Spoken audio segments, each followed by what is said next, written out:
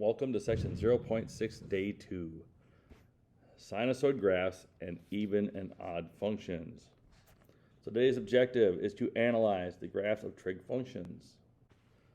Building on what we did yesterday, we are given a graph here, and we want to find the amplitude, the period, the horizontal shift, and the vertical shift. Recall from yesterday that f of x equals a sine, and then brackets b, x minus c, close brackets, plus d. So our amplitude is just going to be how high this graph is from the center line. And if you look at this graph, we have peaks and troughs. The peaks are at 15, the troughs are at 0.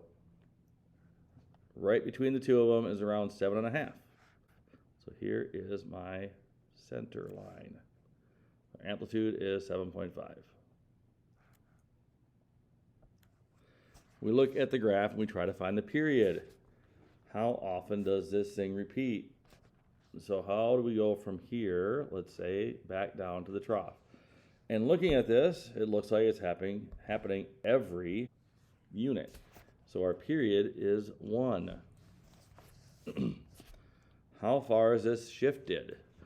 This is one of those things where we're going to use a sine function, and we're going to look at how far did this thing move. We want to look at where this is going to first hit 0. A sine of 0 radians is 0.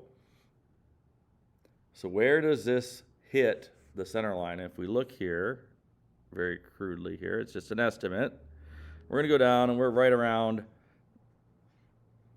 0.4, 0.5.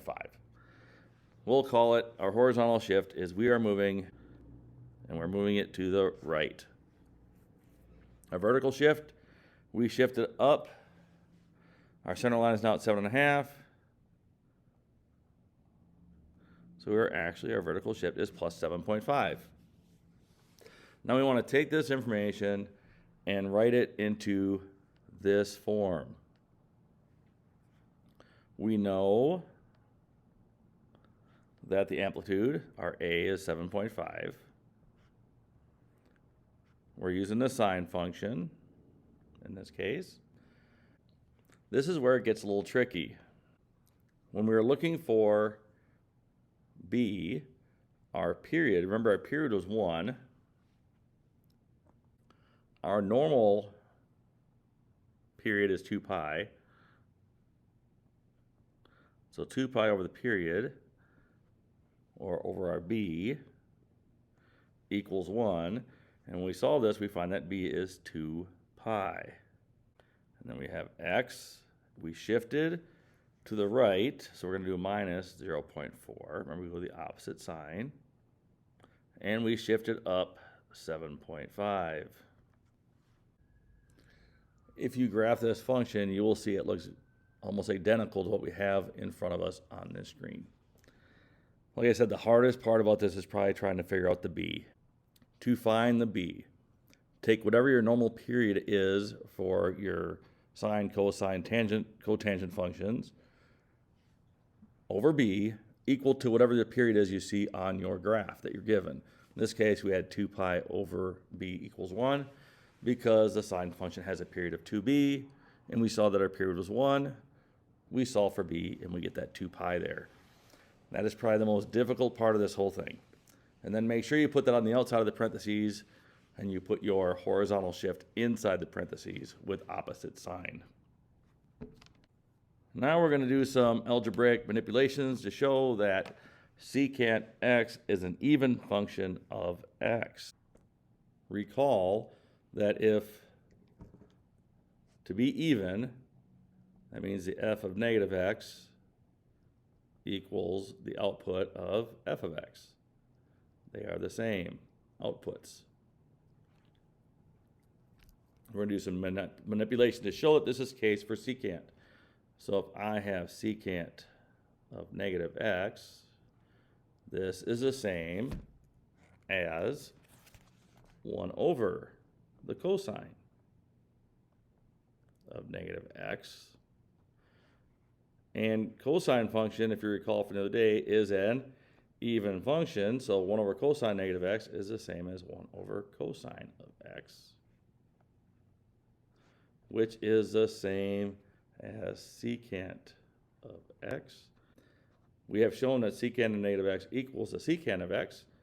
Hence, secant x is even. Now, the next part we're going to show is the product of two odd functions is even. To do this,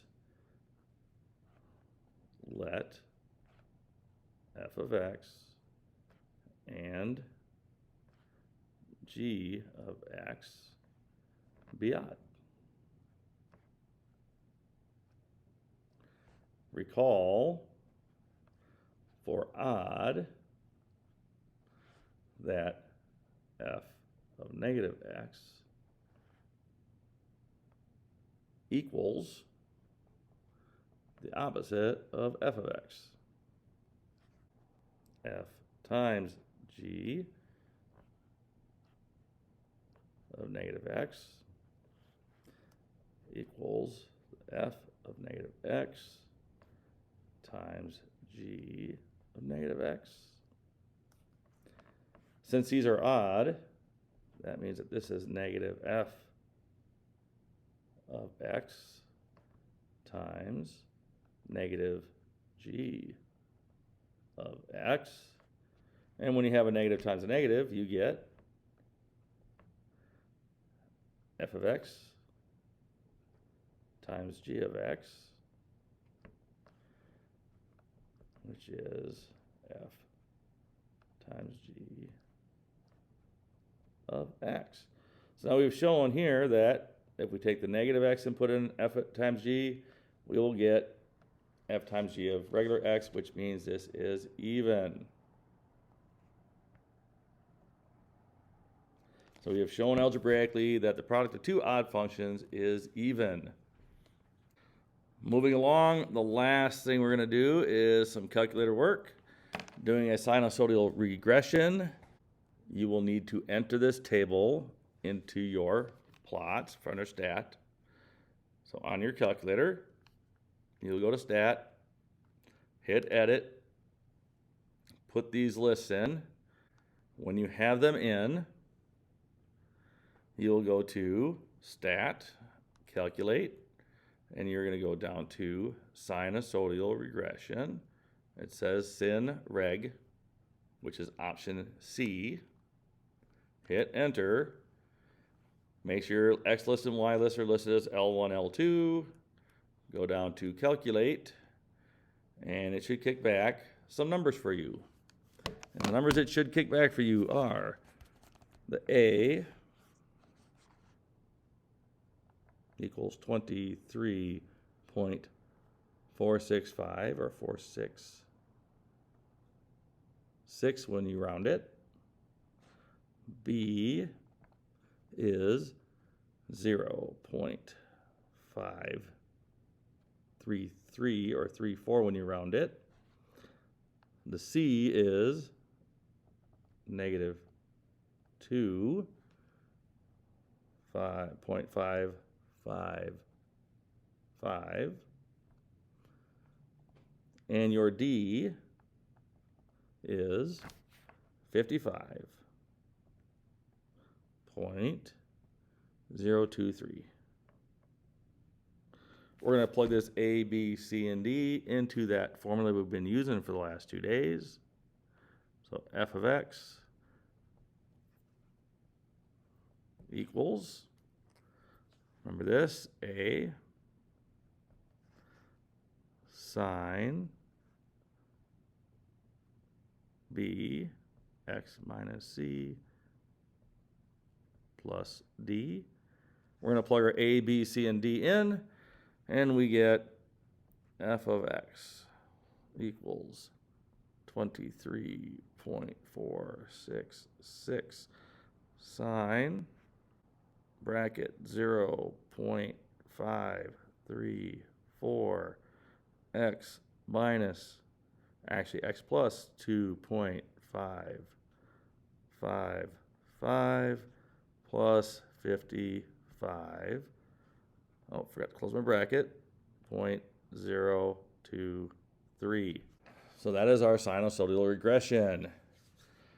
Just another thing, we're practicing using a calculator, and you should be able to, if I asked you to, you should be able to take this data, plot it, and then superimpose your equation over the top. That is sinusoidal regression. That is all for section 0.6 day 2, where we are analyzing graphs of trig functions. Thank you for watching, and have a nice day.